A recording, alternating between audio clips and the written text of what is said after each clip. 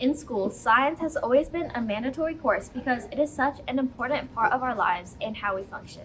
We even have a national award-winning, all-inclusive science team here at Mason High School, Science Olympiad. So, what do you do in Science Olympiad anyways?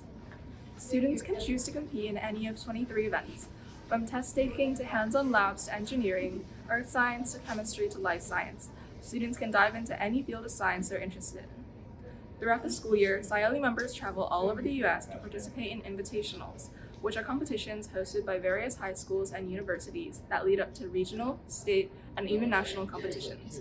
This year, we've traveled to invitationals all the way to the University of Michigan and MIT, and even hosted our own here at MHS. The Mason Science Olympiad team is one of the strongest Ohio teams, and we've even been two-time national champions. You can even see our trophy case behind us here today. The Science Olympiad program encourages young women in our community to pursue their passions in science, while building a successful team that collaborates and works together to reach new heights.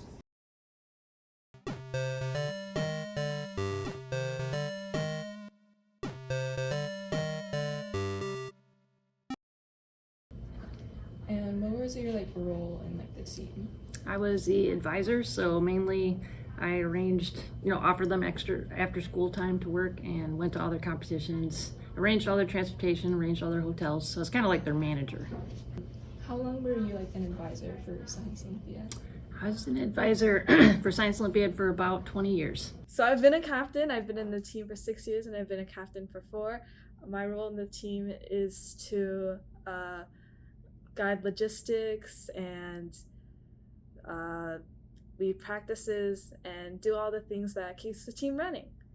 So I would say our team has always been a pretty even 50-50 mix of women and males, and definitely it's just a place for all students, women included, to shine. It's a very safe space, and many of my female students have been really amazing leaders. Like, they've run the club, they've been the elected leaders of the club, and they've just done a fantastic job. So I think it's just really an opportunity for them to explore whatever they're interested in, STEM related, in a really safe environment. Do you think maybe forensics or a specific event has impacted your interests or passions? I think so.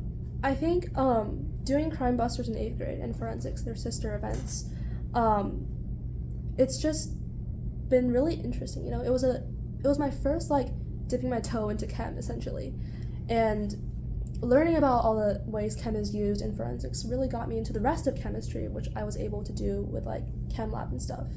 So yeah, I think it has played a really big role in my love for science in general. SciOly was such an engaging club. It was different from anything I'd ever done before when I first did it. So it definitely has, made a big impact. Mm-hmm. Great.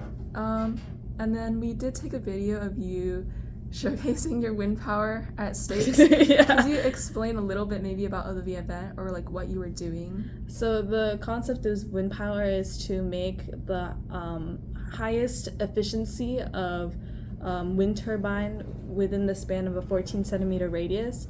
You put it in front of a fan and you measure the voltage that it outputs, just like making a real wind turbine. And competitors in Science Olympiad have managed to accrue accuracies of up to 90% of the Betz limit. For non-science people, that's higher than real wind turbines and higher than they could ever do. So it's just so crazy to see how this event has pushed pushed high school and middle school competitors to honestly experiment and break the bounds of science. It's crazy. Yeah, I guess it was also really cool to see what a lot of the Science Olympiad alums were doing. Jenny Hong, obviously she's a living legend. I think she's starting med school this year. And yeah, she was actually a big part of the reason I applied for SSP, because I knew she had done it and really enjoyed it.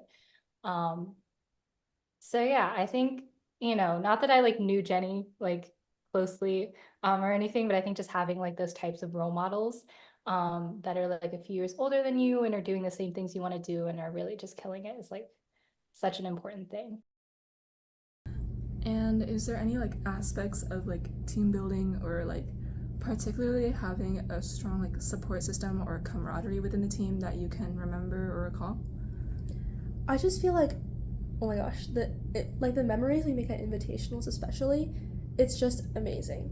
I'll like rehash what I said earlier about like just Scioli having this really unique aspect of, like you said, camaraderie, of having this sense of togetherness, because Scioli isn't just defined by just the competition, it's also defined by all the time we spend together in college towns, eating food and having fun and visiting like all these sites.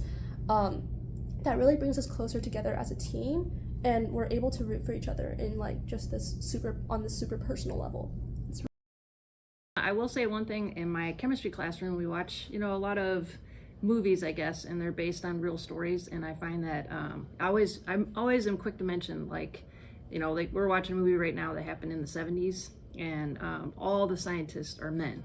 And the whole story is just about white men that are basically doing all the science. And I make sure and pause the video and just point out that today in 2024 it's much more diverse, and I think that's just a huge step in the right direction, and that's something I've seen in my lifetime. So I think like these movies that we're watching, these historical events, they'd be a lot different if they happened today with our society and just the growth of everything, I guess.